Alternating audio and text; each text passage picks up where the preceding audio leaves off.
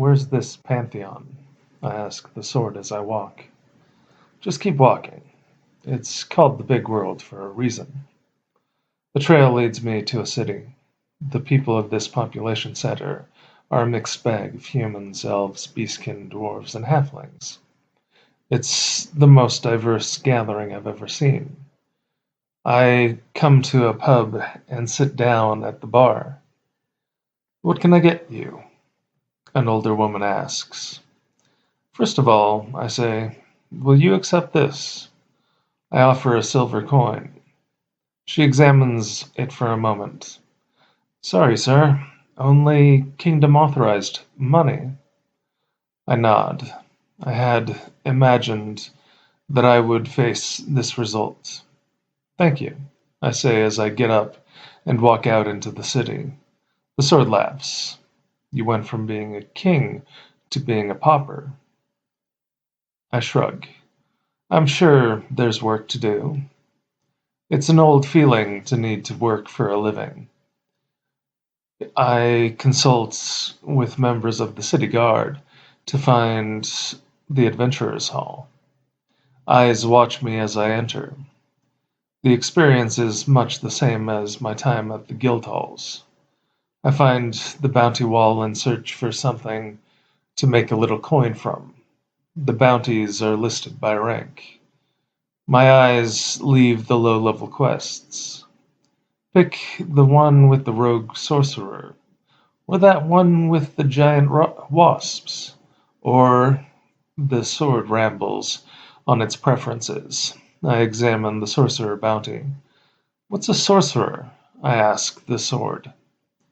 Oh, I suppose your little world didn't have too many mana-based magics. I recall the witch I had once fought beside. She used hexes and curses, though I don't know how. A sorcerer, the sword lectures, is a powerful magic wielder. They usually specialize in elemental magics, though some favor the arcane. I find myself curious about the magic of this world.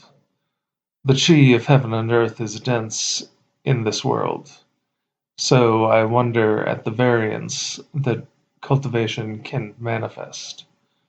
I resolve myself to my task and leave the adventurer's hall and navigate my way to the sorcerer's spire. The forest grows gloomy as I enter the bounty's territory. Ahead, a grand black needle punctures the sky. Night is setting in, so I hope to catch the target unprepared. The sickly trees fall away, and I come to stand before a lone spire. I look to the sword. Well, bearer, try the door. When I do, I find it unlocked. I find it locked. But for me, it is no matter to manifest my tattoo and cut the lock. A warm fire casts shadows flickering on the walls as I enter. My sword is out, and I creep in on a large chair that faces the fire. I hold my breath as I approach. Despite my efforts to maintain my stealth, I hear an aged voice. So, the voice says, you're the latest foolhardy adventurer to seek my life. I circle the chair to see an old man, in dark robes, petting a cat. My sword pointed at him, I say, there is no need for you to take your life. The quest was dead or alive. He chuckles. The folly of youth is truly remarkable. No, my dear lad, you will not take me alive. Indeed, you will not take me at all. By magic, the man disappears before my eyes. His cat gently falls onto the chair. I don't have any time to wonder what happened, as the cat swells in size. I back away until a horse-sized cat looks down on me like it would a mouse. I swallow the lump in my throat as I evade the playful claws. My sword glows brilliantly, and as I fall back to a staircase, chi flows through my blade as I cut down on the cat. A blue halo surrounds the enemy as my attack is blocked by some sort of magic shield. I climb the stairs as fast as I am able to while the cat pounces at me. As I climb, I hear the clatter of armor. Coming down from above, a suit of armor imbued with purple light meets me. A sword swings out. I duck under the attack and slash up, slicing the armor in half. From crotch to head, the armor falls apart. I breathe out with relief until I hear more clattering armor marching down the stairs. Time and again I cut my way up the stairs. I put all my energy into an attack on the cat and watch its shield give way. The cat hisses as I cut into one of its eyes. The beast growls before running down the stairs. Able to focus entirely on the armor, I advance with care. Finally, I come to the top floor of the spire. The sorcerer stands at the center of the room. "I'm impressed," the man says.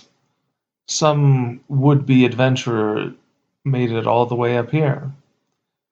I circle the man. "Be careful, Bear. He's got some tricks up his sleeve." The sorcerer smiles. "You're not a magic wielder," he says. My gaze is level. Comprehension dawns on him. "No, you couldn't be." I charge the man. A wave of purple energy blows out from the man in all directions. I'm thrown into the wall several feet from where I was. Confusion registers in me as I look at the pensive man. "The age of immortals is past," he muses, "and yet here you are." I recover and empower my body with chi. I move faster than the sorcerer can react. My blade slashes through his neck. As the blade passes, the man dissipates like a cloud of smoke. His laughter echoes throughout the spire. I breathe hard as anger washes over me. "That could have gone better," the sword comments. I growl with displeasure. The stairs see me to the bottom floor. As I open the door, I hear, "Do come again." Bitterly, I make my way back to the Adventurers' Hall empty-handed. Much as I'd like to drink away the memory of the sorcerer, I'm still lacking coin. I collect info on my next target, giant wasps. This should be a more straightforward hunt. There are hundreds of the carnivorous creatures as I enter their domain. The hum of wings meets my ears as one of the creatures brings its stinger down upon me. The sword leads me out as I deflect the stinger and push back on the massive bug. I channel chi into my strike and cut at its midsection. Its mandibles bite at the air for some time after its death. I collect my trophy and continue the hunt. The hours pass as I hunt the pests to near extinction. The nests are massive structures that I use my purifying fire to destroy. My prizes abound, and I return to the Adventurers' Hall. "Yes?" the secretary asks, as I seek my pay. "I have wasp stingers for the killer wasp's quest." She nods. "Where are they?" I use my spatial ring to deposit some of my stockpile. The woman's eyes open wide as the table is filled. How did you... The reward, I ask patiently. Still stunned by how so much appeared out of nowhere, she begins counting. As they're organized, I keep adding to the stock. Her eyes take notice of my ring as I use it to deposit my trophies. That ring, she says. What is it? I look from her to the ring. A spatial ring. Her eyes widen. How much could you sell it for? I chuckle. All the coin I need comes from the bounty. She measures my pay and I find myself at the bar. Ale, please. The bartender nods. I savor the bitter taste. I'd be careful how you use that ring, partner. You're already getting unwanted attention. I look around the hall to see many eyes on me. I sigh as I finish my drink. I earned a sizable amount from the quest, so I don't have much reason to stick around. As I leave, I sense a number of people rise from their seats. They won't attack in town, but once I leave, they'll be on me. I could just run, but the sword is already planning the fight. I walk a little ways out of the city and rest against a tree. The first group shows up. A man with a mohawk steps forward. Good day, my friend. I don't say anything. His goons circle around me. I couldn't help but notice something when we were at the Adventurers Hall. I see the next pack approach. The mohawked man looks irritated by the additional company. I stare at him. Fine, he says. As the three men draw their weapons, I draw my blade. An orange glow mesmerizes all who see it. Greed shows in every eye. Everything you've got, drop it. I look at the man coolly. Aren't you gonna attack? The Mohawk man chews his lip. Kill him. Three men charge as one. Their movements are slow. I'm surprised they even thought about mugging me. My blade is like a scalpel as it carves into the men. It takes a moment as they realize that something's wrong. Three heads tumble to the ground as more would-be bandits approach the now bloody scene. Shock registers in all parties. I hold my guard as the assailants rethink their decision to attack me. Recovered from the shock, the gang roars with anger. As they attack, I breathe out. The sword revels in the bloodletting. It only lasts a moment, but the death count rises. The audience watches from afar. When I've finished with the Mohawk gang, I look to the rest. Silently, I wipe my sword on one of the dead and sheath it. That was fun, the sword comments. It feels like a long time since I would feel bad about taking a human life like that. But then I'm not really a human anymore. Satisfied that there is no further challenge, I continue on my way. As night falls, I make camp. This feels like it could be any number of places in my homeworld. The song of crickets soothing me in my meditation. I note a subtle shift in the song. Some of the crickets have stopped singing. I feel their presence. A man, or perhaps a woman, is sneaking up on me. They're circling around to my back. I roll forward as a spear pierces the air I had just been in. Rather than falling back, this foe continues the attack. I weave my way through the piercing strikes. As the spear projects out, I grip the shaft and pull. The assailant stumbles forward and I grip her by the throat. It's a delicate neck that my hand grasps.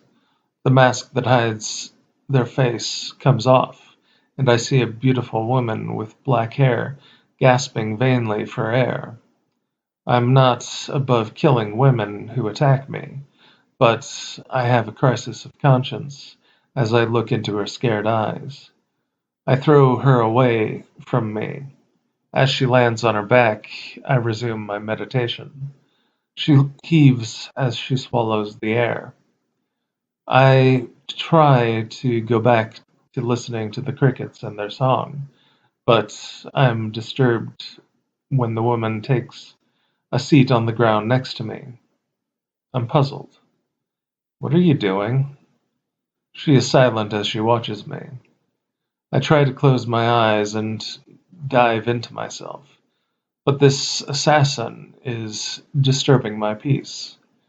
I fume for a moment before coming to my feet. As I rise, so too does she. I collect camp and begin walking, but she follows close behind. I'm wary of the spear she walks with. What are you hoping to accomplish? I ask. She is silent in her stalking. The sword glows. We've got a weird one this time. I can't help but agree. Time stretches as I walk. At night I rest. What's your name? The woman looks impassively at me. I bite my cheek. I'm Askilar.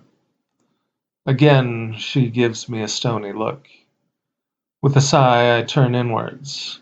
My meditation isn't the most restful, as I am ever conscious of the assassin's focus. As the night stretches, I hear the rhythmic rise and fall of her breathing. My eyes open, and I see my unwanted companion sleeping. Silently, I rise to my feet and sneak away into the dark. I leave the road behind as I navigate the woodland. I walk until daybreak. Ah, I say, freedom. I don't know, the sword comments the sword. She was interesting. I scowl. You just want to fight her. The sword has no rebuttal. The day is rejuvenating as I think about where it is that I'm going. The Pantheon rests in the heavens, the sword comments. The heavens? I ask curiously. You mean the sky? Yes. My mind can't quite wrap around the idea of a floating structure. How? The sword chuckles. With all you've seen and done, flying castles is where you draw the line? My lip twitches. Where is this flying kingdom? It flies, the sword says bluntly. It could be anywhere. I sigh. This is sounding more annoying by the moment. You won't think that when you look down on the world from the clouds. Even if we find this pantheon, how would we reach it? The sword is silent for a moment. There are ways. I look to it expectantly. Nothing more comes from the weapon. Days pass as I continue on my aimless journey. Eventually, I find myself on a new road. I pass villages as I go. They're friendly people. You should stay the night, traveler, a nice older woman says. At first I try to decline the offer, but she persists. Thank you, I say at last. A bed of straw cushions me as I lay down to rest. As I contemplate my path, I feel a disturbance in the air. I rise to my feet and quietly exit my exit the home. By my blade comes out, casting light all about. But before me I find the source of the disturbance. The black-haired woman wears her mask as she stands before me. Her spear threatens to gore me. What? I say with aggravation. She charges at me. With one hand I grab the spear and turn it aside. With the other I swing until it barely touches her neck. Stop following me. I release her and begin to walk. Rather than backing off, she follows me at a short distance. Definitely a weird one, the sword comments. The night passes, and I continue with my stalker. Although the path, along the path, I find some ruins. It has been a long time since I went treasure hunting. There can't be anything of value left, the sword says. It's too close to the road. I nod my agreement, but feel the desire to walk amongst these ancient walls for the sake of it. I manifest flame to illuminate my way. I see shattered pottery in a number of places, animal motifs carved into the walls. How old do you think these ruins are? I ask. They're pretty young, bearer, maybe an age or two. No, I know. That's what I was thinking. Do you think the celestial pantheon is a ruin? The sword is silent as I continue along my way. Not far behind, I hear the shuffling of my stalker as she walks in the darkness. I speed up my walking and weave through the corridors. Backtracking, I find my way back to the road. My path is undisturbed as I walk day and night. I can't comprehend the mystery of the black-haired woman. As I make my way, I come upon a village filled with nervous-looking peasants. I walk around along the road, expecting to pass without incident. Stranger, I hear from behind me. I turn to see a man of middling years. Yes? The man says, I see you carry a sword. His eyes appraise me and my blade. I do. He looks embarrassed. Could you help us? A quest, the sword says excitedly. What kind of quest? It has to be fighting something. I listen to the sword jabber on. What do you need?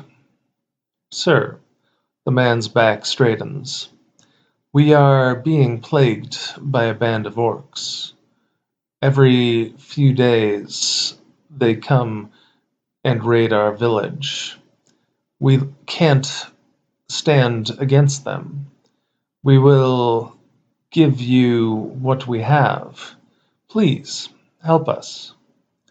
The sword is excited, and I don't see any reason not to help the village. Okay. Relief shows through the man's features as he invites me to stay in the village. Can I ask your name? The man asks me as he prepares a simple meal. Askilar. Yours? The man smiles. Dom. Nice to meet you. The meal is frugal, but I accept it with gratitude. How long have the orcs been attacking? 2 weeks. Dom's eyes water. We've lost a number of people. They don't care if we resist or not. They kill indiscriminately. I sympathize with the man as I finish my bowl. When do you expect them to attack next?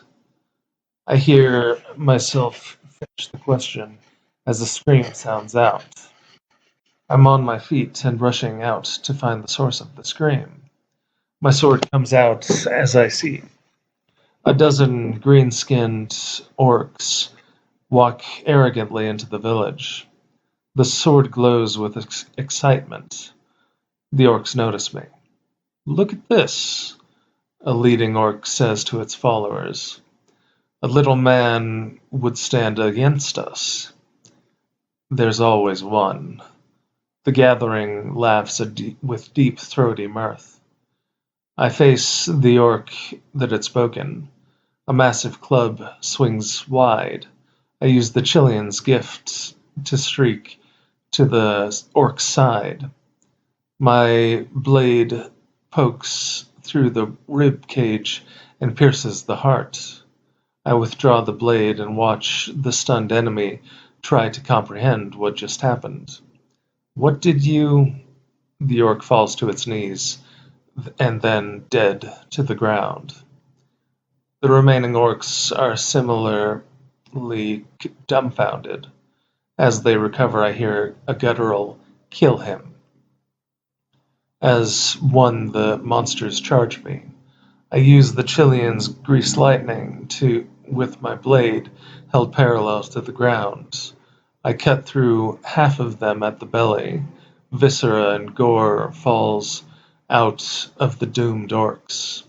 My blade dances with another greenskin threat. Savage roars resound through the village as I carve my way to the last of the enemies. The orc looks to its fallen brethren and then to me.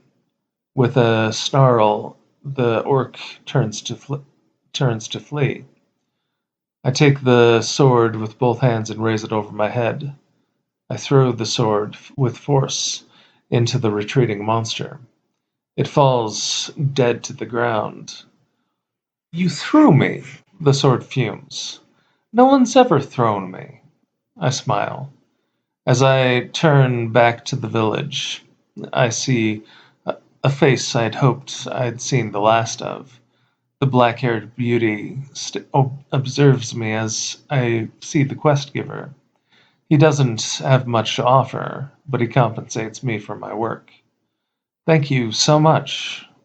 The man almost has tears in his eyes as we part.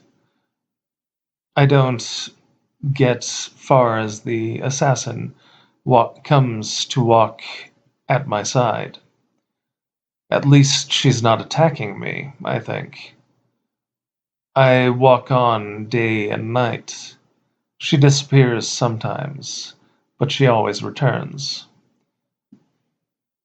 Sometimes she makes a vain attempt on my life.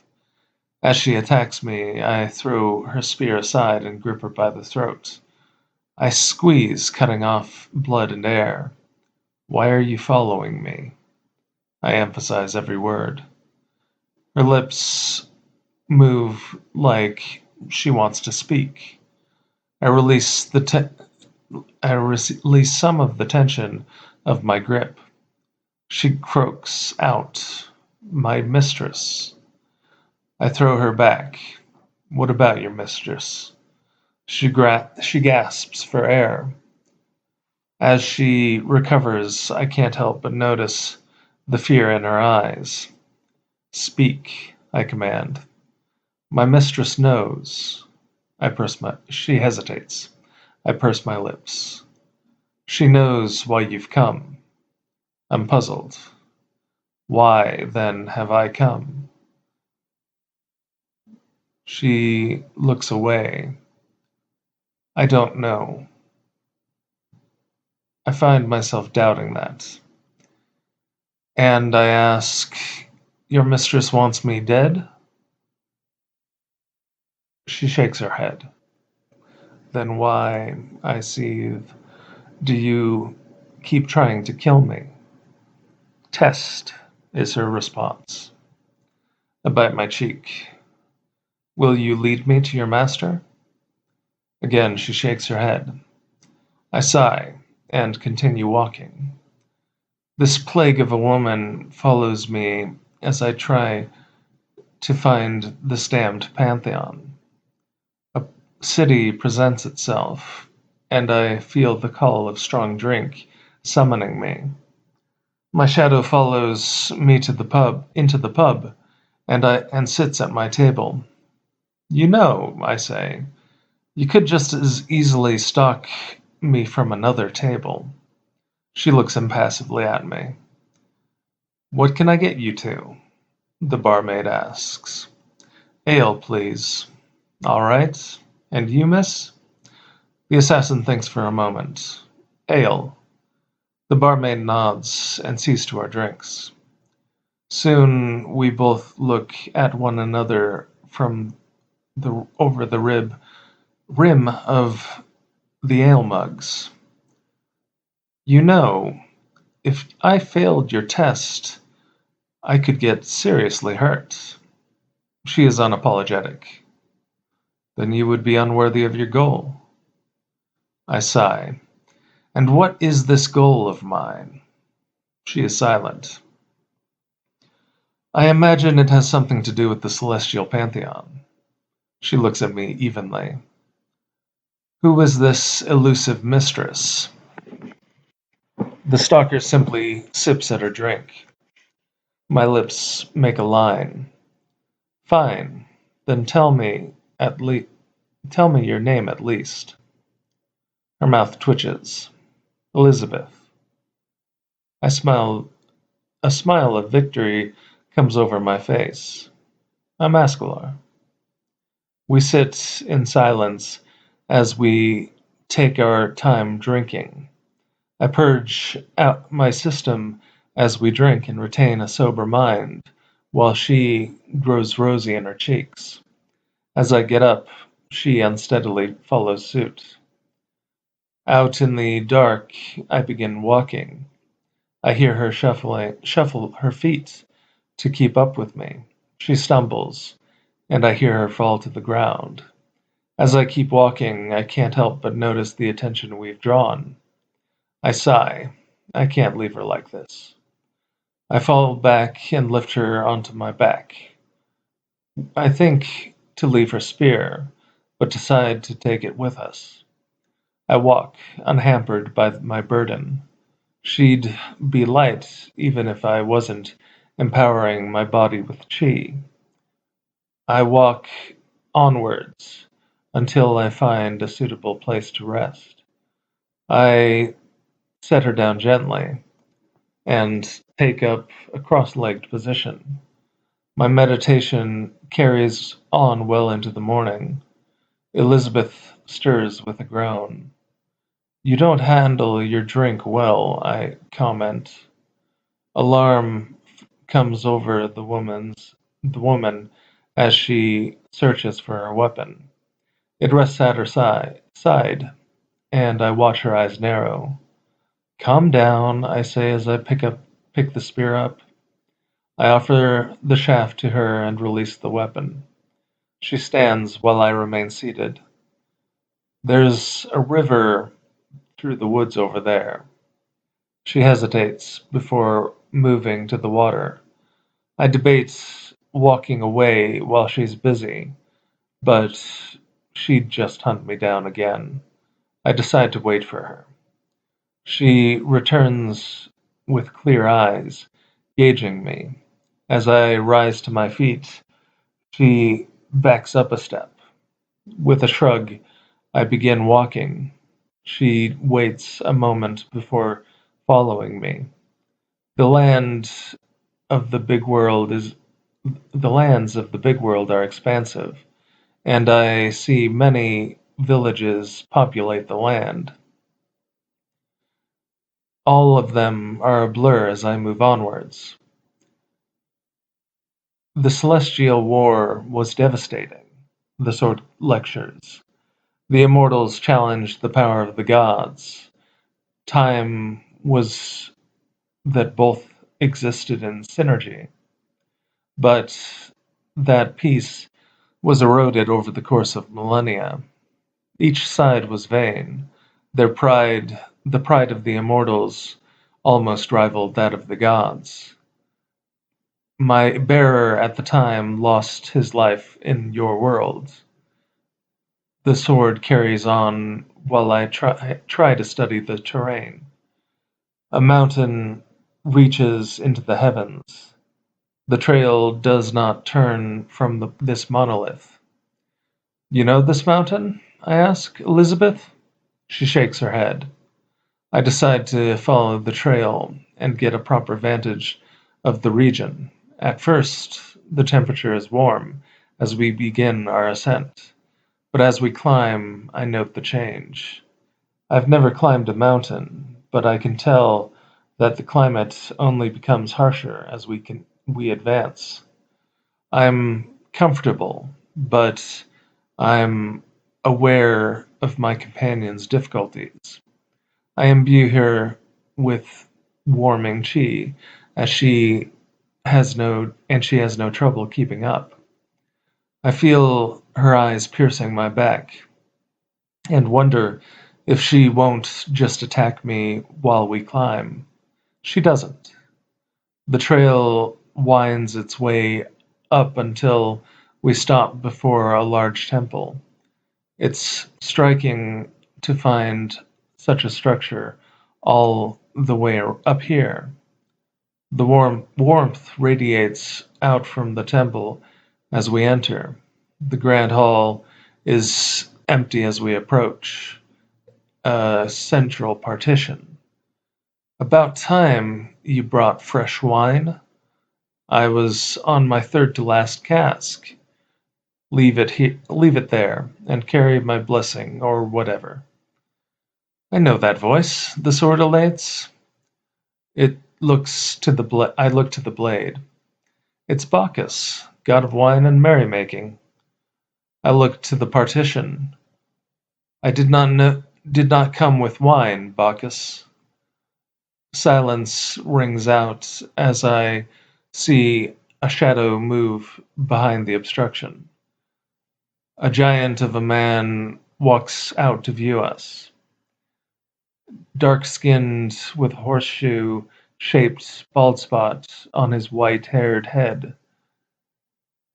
You, the giant says, you're not human, not really. The girl, he looks past me, she's human. But you, I'm an immortal. There's a silence for a moment. Ha, you're a pup. Tell me, little immortal, what brings you to my abode? I look around. No reason in particular. Wait, the giant says. That sword. I draw the blade and watch it glow proudly. Bacchus looks between the sword and I. What is your purpose in coming back? The god grows serious. The question was not aimed at me. I wanted to see the Pantheon, comes the sword's response. I relay the message. Ha! The giant laughs. The legendary sword wants to see the celestial Pantheon, the Pantheon that it brought to ruin. There is a dangerous air to the room. Oh, come now, I was hardly the only one. Again, I express the sword's thoughts. The celestial pantheon's gone. We gods have lost our home in the sky, and you slew many of my brothers and sisters. The giant finishes his wine and holds the bottle by its top. I step back as the god staggers forward. Let me handle this, bearer. I feel myself yanked out of the way as the sword takes control.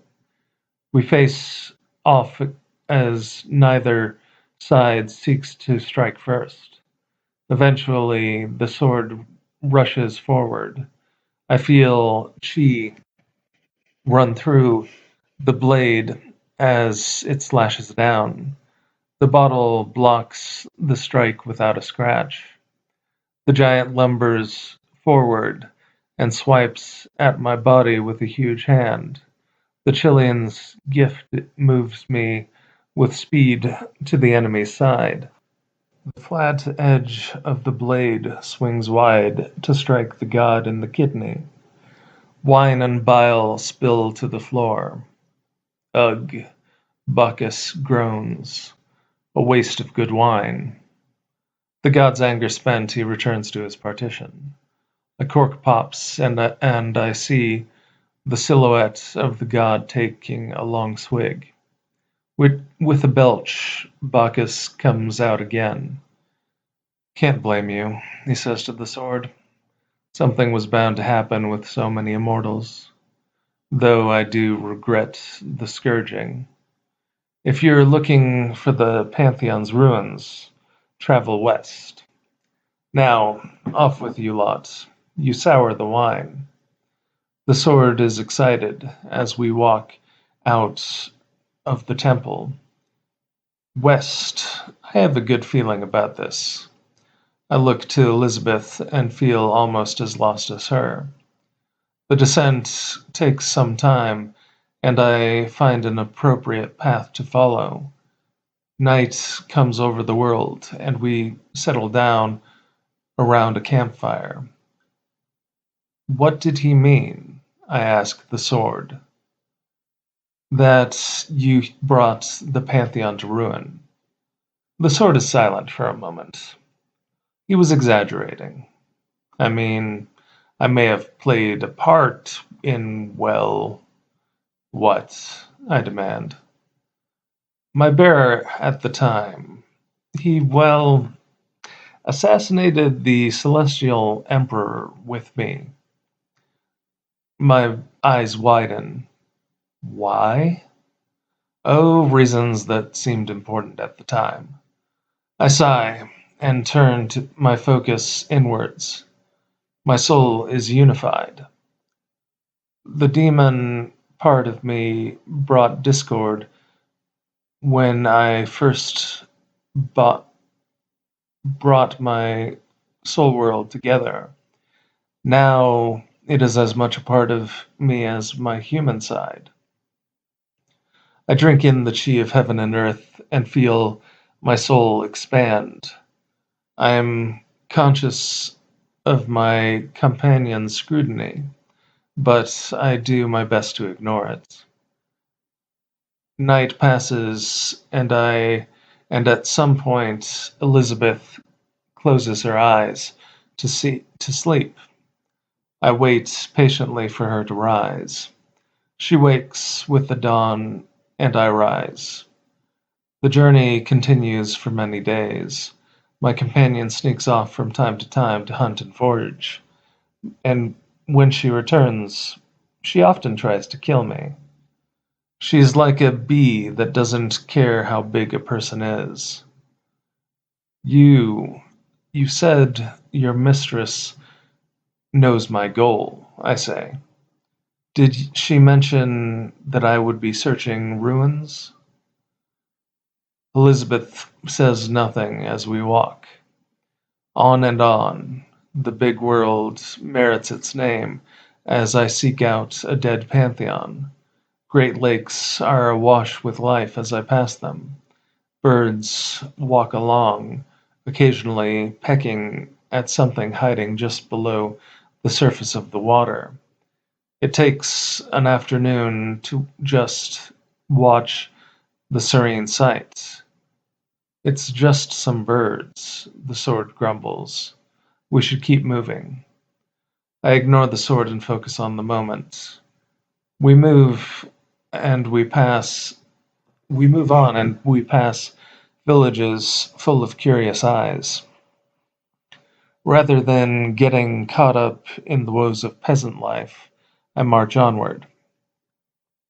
Is this place on the other side of the world? The sword complains.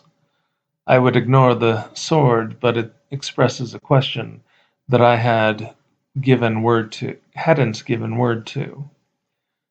It takes a few days for a glimmer of hope to show itself.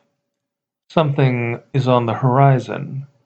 That's it, the sword says excitedly. Unhurried, I chase the horizon.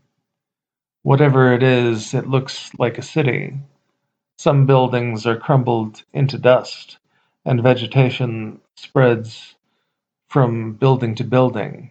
A central road leads us past intricate frescoes and unique architecture.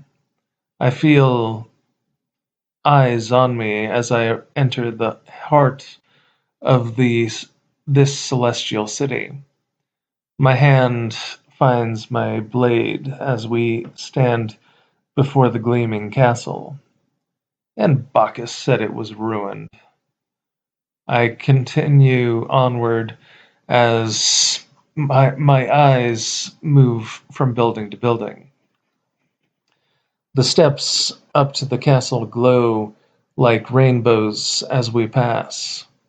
Great doors stand closed before us.